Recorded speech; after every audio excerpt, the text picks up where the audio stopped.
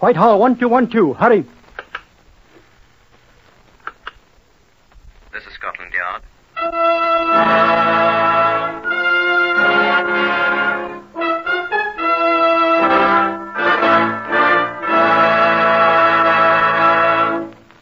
For the first time, Scotland Yard opens its secret files to bring you the authentic, true stories of some of its most baffling cases. These records are drawn from the Scotland Yard files, and only the names of the participants have been changed. The research has been prepared by Mr. Percy Hoskins, chief crime reporter for the London Daily Express. The stories for radio are written and directed by Mr. Willis Cooper. Here are the principal participants in Scotland Yard case number 397 MR381. Stanley Russell, shop clerk. Mr. Russell is not to be found. Mrs. Hope Russell, his wife. Mrs. Russell was reported missing on the day before Good Friday. Adolf Hitler's Luftwaffe.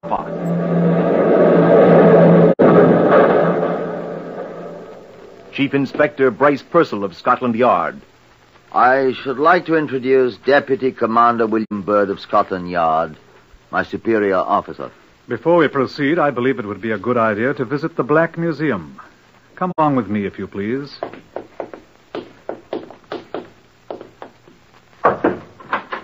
After you, sir. Good afternoon, John. Good afternoon, sir. This is Chief Superintendent John Davidson, curator of Scotland Yard's Black Museum. Well, how do you do?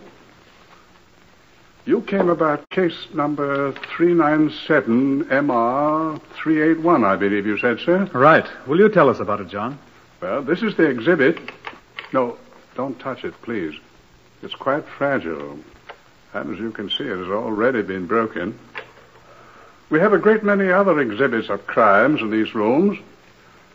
Murder weapons, blood-stained garments, bullets that have snuffed out many lives, death masks and many notorious criminals. Almost every instrument of violence that can be conceived. I should explain that these gruesome objects about us are not merely souvenirs. Many of them have aided our men in solving other crimes and bringing the perpetrators to justice. Now, this one. Tell us what this thing is, John. This is Mrs. Hope Russell.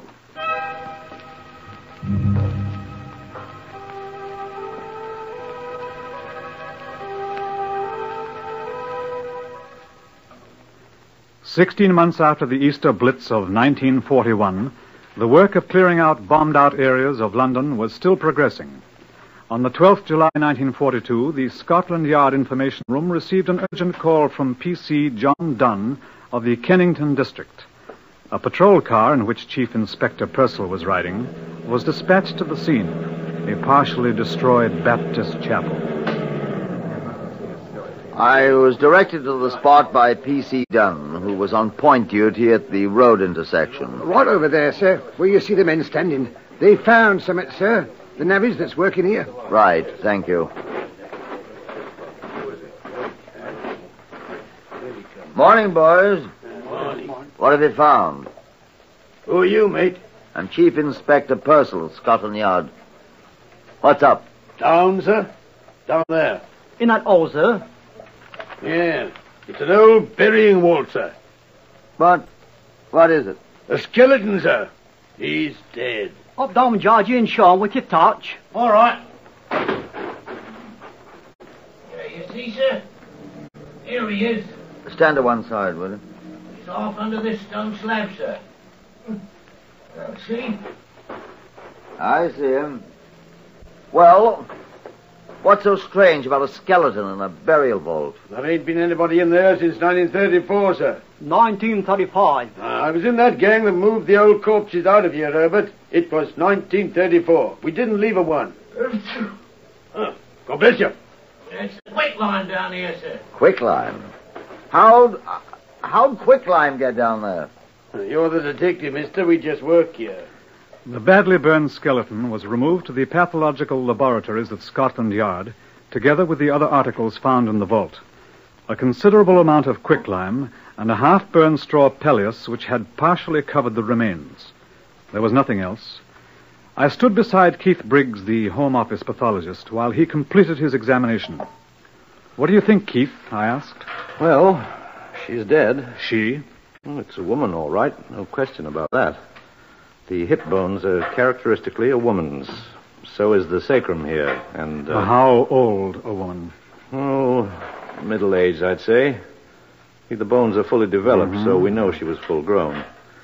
And there were 1 or 2 strands of long gray hair adhering to the skull. Here they are. And then the teeth here. What about them? Well, you see, they're pretty well worn. Now, you see here, in the upper jaw, there's 7 of the uppers are missing. Now, see these ridges? Yes. Well, they were caused by a dental plate, which probably consisted of 7 teeth, and then... What are you looking for? The measuring tape. Oh, here. The lady was lying on it. What are you going to do now? See how tall she was. She's rather jumbled about. And the feet, where are they? Oh, the thigh bone's all I need. Oh, hold it, please, huh? This one. Now, let's see. 43 centimeters. Well, that's all right, sir. Now, 43 centimeters multiplied by 3.6. What are you doing? On Sediment scale, you multiply the length of the thigh bone by 3.6. Man's is 3.7. And you get the exact height. Now, see, that's 154.8 centimeters. We'll call it 1 meter 55. Meters 39.37 and 55 hundredths of 39.37 is 21.65. Now, 39.37 plus 21.65, that's 7, 5, 12, 6, 9, 10, 9, 10, 11, 3, 5, 6, 61.02 inches. There. She was 5 feet 1 200 inches tall. In a word, 5'1". What was her name? Whatever her name, sir, she was murdered. Consider that I've asked the question. Eh? Oh, how do I know? Well, this bone here. Where does it fit? This is what she talked with. It's the voice box, the trachea, her throat. Look, see these little wing things up here? Oh, you see this one? See, it's broken. Well, this is one of the most significant fractures in all forensic medicine, sir. Why? There's only one way to do it. Oh, come on, man. Don't come Sherlock Holmes on me. How do you do it? Well, I was about to say by manual pressure on the throat, sir. Strangulation, you mean? Intentional strangulation, sir. There's no other way. And then there's the quicklime. Surely you know that quicklime will not destroy a body, sir. Yes, I know it, Keith. But murderers seldom do.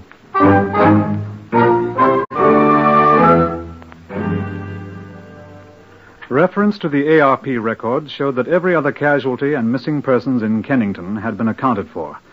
It was apparent that the victim had not been a resident of that district. I caused bulletins and charts of the teeth to be sent to all the dentists in London for identification.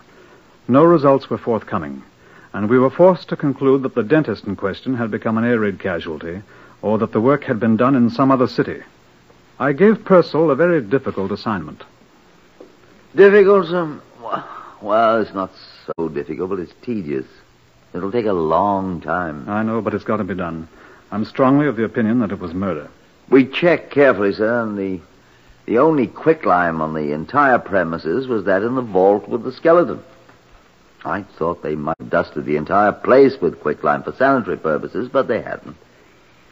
Certainly looks as if someone had wanted to dispose of a body. Until we know who she was, we'll never discover who he is. Yes, sir. Well, I'll get cracking. I'll need men to go over the missing persons registers, sir, to find the names and addresses. Every woman 5 feet tall, of middle age with gray hair, who is still missing now. And then I'll need more men to make inquiries of all the next of kin to see which of them wore false teeth. And to find out which one wore an upper plate that matches the one in Briggs's chart here. It'll take a good many men and a good bit of time, sir. You can get the men, Purcell, and we've got the time. Good luck. Oh, thank you, sir. Nothing whatever happened for 2 weeks, except for the unrewarded activities of Purcell's men. I had a minor inspiration about the 7th day. Put me through to Sergeant Bowles, please. Commander Baird here, Sergeant. I should like you to send me all the file copies of the Metro operations for the period 2 weeks before to 2 weeks after the Easter Blitz of last year, please. Yes, at once, if you please. The Metropolitan Informations is a daily newspaper containing digests of all the crime news. It is usually invaluable. I pored over every issue, looking assiduously for an item that might prove of some help. I had reached the end of the first week after the date the Kennington Chapel was destroyed, with no results whatever, when Purcell reported. Found, sir. Oh, good. Here. Here is the missing plate. That's much better than I'd hoped for, Purcell. Apparently the plate hurt her mouth. She often left it at home. As a matter of fact, I found it at her sister's. Oh? I stopped upstairs to see Keith Briggs in the laboratory, and they fit exactly, allowing for the fact that there's no flesh on the jawbones. Ah, here's Keith. Is that right, Keith? That's right, sir. And the marks on the skeleton's teeth coincide exactly with these little clamps here. I've brought the skull down. There. You see, sir? Oh, she looks very fine. Congratulations, Purcell. Thank you, sir.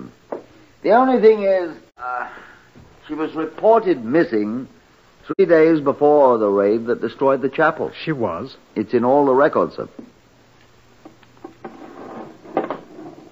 Where were you, madame? She might have been hidden in the vault. Immediately she was murdered, sir. And then the fire, when the place was bombed... It must have been quite a hot fire. Let's see. The Kennington Fire Brigade, please. Yes. Oh, what's her name, Purcell? Mrs. Hope Russell. Russell. Hope Russell, did you say... Oh, hello. Is that the Kennington Fire Brigade? The senior company officer, if you please. I'll wait. Hope Russell. I've run across that name somewhere. Yes? Thank you. Hello, this is Commander Bird at Scotland Yard. Do you remember during the Easter Blitz last year when the Baptist chapel was destroyed there in Kennington? What I wanted to know was that a very severe fire... What? There was no fire? What? No fire whatever when the chapel was destroyed? Oh, 2 days later. How very curious. It was reported by whom? The Kennington police. Or wasn't there a... Oh, look here, old chap.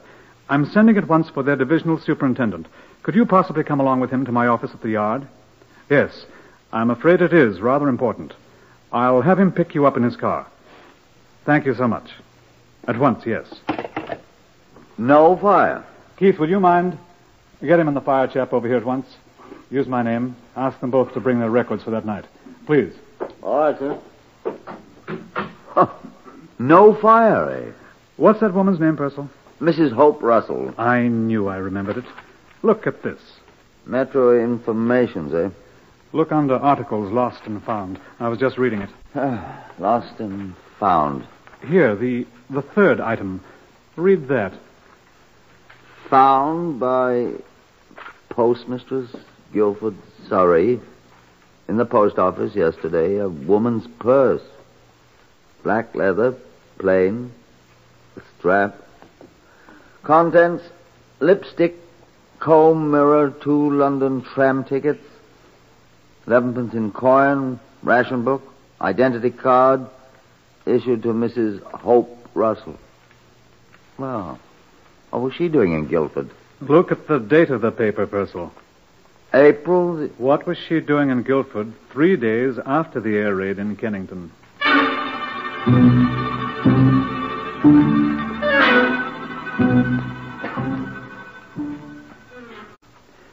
The divisional superintendent and the fire brigade officer from Kennington sat in my office with Purcell and me. I looked at the fire brigade records first. Now, here, sir.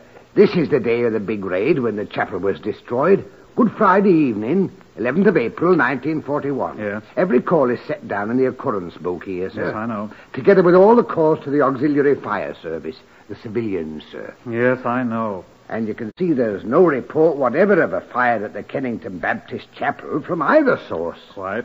But over here, sir, on this page, Tuesday the 15th, 4 days later, 11 o'clock p.m. You see, sir? Mm-hmm. Chapel and so forth. Report telephoned in by Kennington Police Station. Do your records correspond, Superintendent? I'll read it to you, sir. 10:57 p.m., Tuesday, 15th of April. P.C. Allison telephoned to report a fire at the ruins of the Baptist Chapel. Alarm telephone to Kennington Fire Brigade at 11 p.m. You rang us up yourself, Robert. I did that indeed. Here's my initials. What do you think, Purcell? Why did the police constable report it? Yes, I was just going to ask that. I don't understand, sir. Wasn't there a fire watcher? Wasn't there? Well, sir, there was a fire watcher. There was supposed to be. Well, where was he? Asleep, sir, probably. Or out catching a drink somewhere. Not an ARP man. No, sir. A private man employed by the wholesale chemists across the road from the chapel. A thoroughly useless man. Completely undependable. Yeah, his employers caught up with him at last, sir. He was sacked 6 or 7 weeks ago. I've not seen him since. Neither have I. Well, sounds like a spiv to me. He is, sir. I knew him quite well. Had a great deal of trouble with his wife, and I used to see him quite regularly. Oh? He agreed to pay in 18 shillings and ninepence, I think it was, weekly, at the police station for her, which he didn't ever do. Not ever. Never once till Easter Monday last year, right after the big raid. He kept it up, too, till he was discharged and left. I suppose this chemical firm he worked for could put us on to him. I'd like to have a chat with the fellow. Wouldn't you, Purcell? I certainly would. I'll telephone them now and ask them if you'll give me the name of the firm and his name. Oh, his name is Stanley Russell. Russell? I wonder if you'd know his wife's name, Superintendent. I've seen it often enough. Yes, sir. Her name is Mrs. Hope Russell.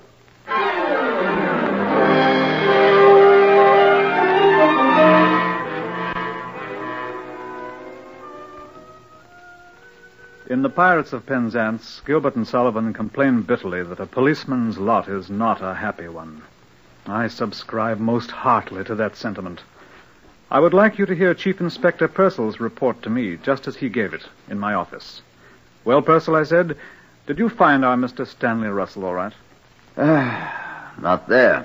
Well, you've left men to wait for him, haven't you? Sir, I got the address of the place. Sergeant Hatton and I drove there in a yard car driven by Constable Small. Get on with it, man. The whole bloody place was gone, sir. Gone? The whole bloody block was destroyed. Destroyed by an enemy bomb in an air raid 6 months ago. One day after Russell moved in. Not one person in the whole building's been heard of since.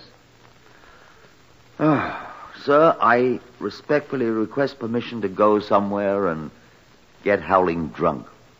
You know, Purcell, I think I'll go with you.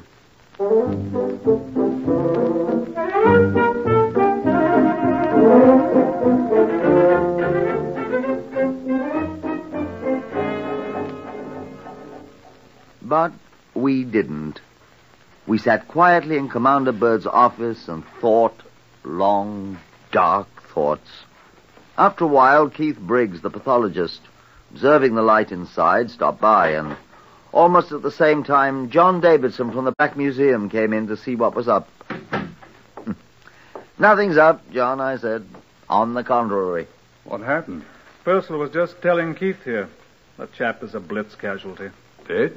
And may God have mercy on his soul. I'd rather hope to hear a bloke in a black cap say that, Keith. I thought we had him, dead to rights. Oh, don't be so bloody American. I think we could have proved it. He strangled her, then hid her body in the vault. Took her handbag to Guildford and lost it in the post office there. Cleverly putting Scotland Yard off the scent. Timing was a little bad. And then when the Blitz came... Tried quicklime first, didn't work. Blitz came, and he set her afire. If he'd been a better fire watcher and not hiding in a hole somewhere, he'd have known there was no fire that night. Yeah, but he wasn't a good fire watcher. Wasn't good at anything. I wonder... What, John? What do you mean, John? Well, if I'd strangled my wife and burned her up, which God forbid, because I haven't one, I'd be very happy to have people think I was dead. If I'd hear that my home was destroyed and everybody in it dead, I should be delighted, most delighted. I'd change my name. Not in wartime, you wouldn't. Yeah, that's right. Identity cards and ration books. Absolutely. I'd forgotten. Getting new ones in the name of Harry Hawkins or Sam Small would be difficult. But even Scotland Yard would stop looking for me if they thought I was dead. Wouldn't they, Commander Bird? And you'd go around buying new clothing and whatnot, if you could, and presenting your own ration book in your own name and... Where are you going, Purcell? I'm going to stagger home through the blackout, sir, with your permission. I've a large number of men's clothing stores to interview beginning tomorrow, and I'd like to get a good night's sleep. Good night, all.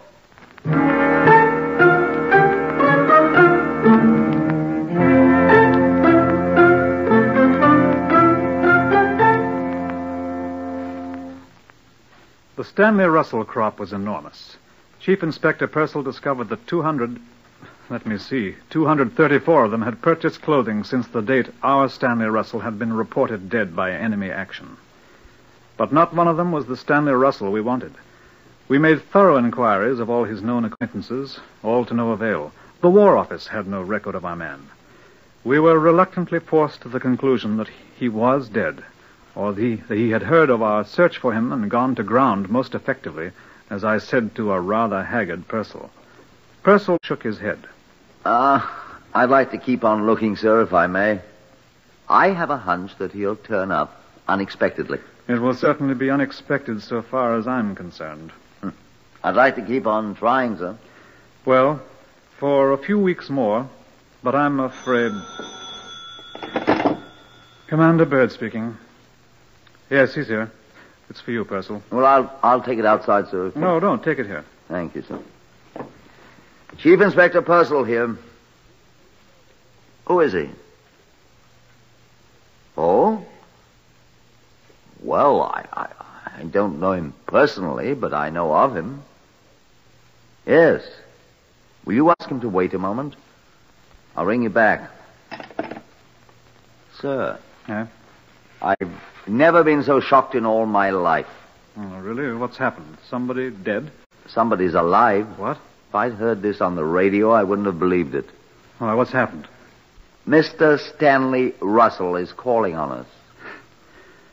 Well, Brother Purcell, let him enter and be received in due form. Will you show Mr. Stanley Russell in, please? Thank you. You sound like a spider, Purcell. Thank you, sir. I feel I am. And a chair for our guest. You think I sound like a spider? Come in. Mr. Stanley Russell, sir. Good morning, gentlemen.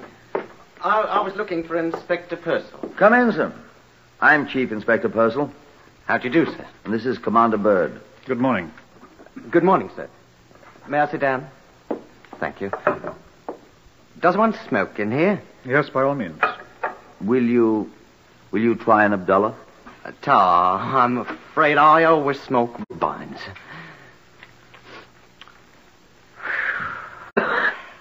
Now, I hear Scotland Yard is looking for me. That's true. Why, may I ask? You've been extremely hard to find. Oh, I've been in the country. Derbyshire. We should have come there eventually.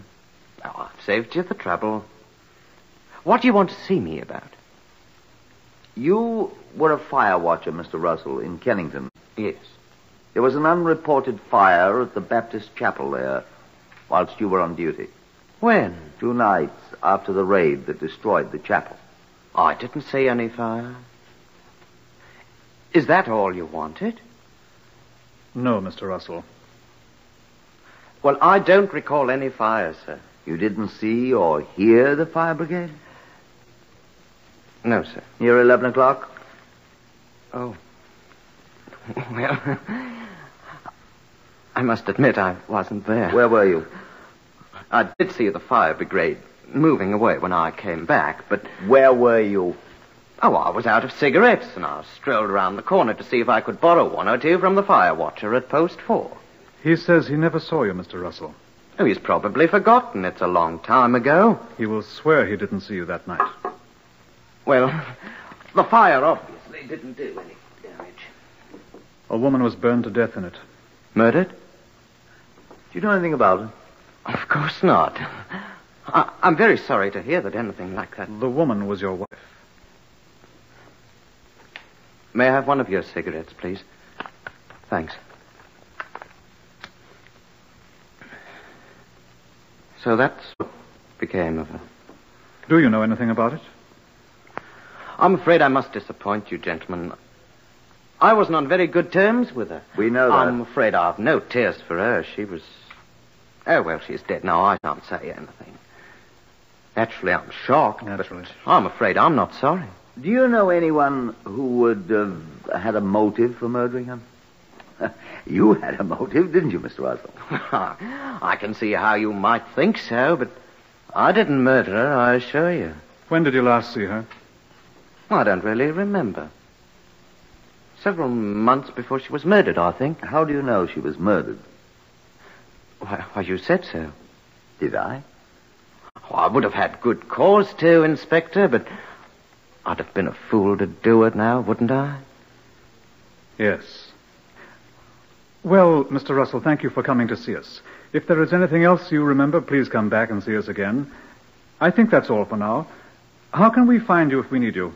We may want your corroboration of certain facts. Well, I'll write down my address, sir. It's a sad affair, and you have our sympathy. Thank you, sir. I admit I'm terribly shocked. Of course. Well, here's the address and telephone number, sir. Thank you.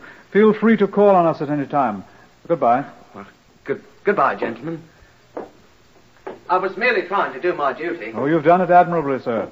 Goodbye. Well, thank you. Well, He's a liar. I know it. May I ask why you... Why I let him go? He thinks he's got us completely fooled. He'll be back with more helpful information. Come in, Mr. Russell. I just remembered something that might be of importance. Come in. I remembered that an old straw pelleas, a mattress I used to catch 40 winks on, it was stolen about that time. Oh. Could that have been used to start the fire? Did you find it? Yes, we found it. Oh, that's good. Well, I must go now. Oh, by the way, was the body destroyed? By the quicklime? Yes. What's the matter? You are a very clever man, Mr. Russell. Much too clever for your own good. Why? Why, may I ask? No one had mentioned quicklime, except you. Well, I thought... I mean... I didn't... I wasn't even there. I tell you, I didn't touch her. I said you were much too clever for your own good. You think I didn't strangle her? Go ahead, Chief Inspector. Stanley No. Russell, I arrest you on the charge of willful murder. I didn't do it. And I I didn't do it. warn I you didn't that do it. whatever No, you say will be taken down in writing and may be given in evidence.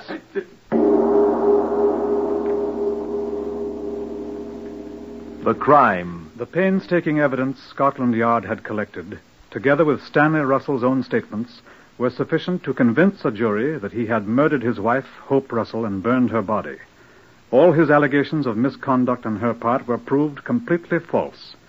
It was demonstrated at the trial that he had planned the murder for a long time, and having found a convenient time and place, had committed it. The verdict. My Lord, we, the jury, find the defendant guilty of willful murder. The sentence. Prisoner at the bar, stand up. It is the sentence of this court that you be hanged by the neck until dead. And may God have mercy on your soul.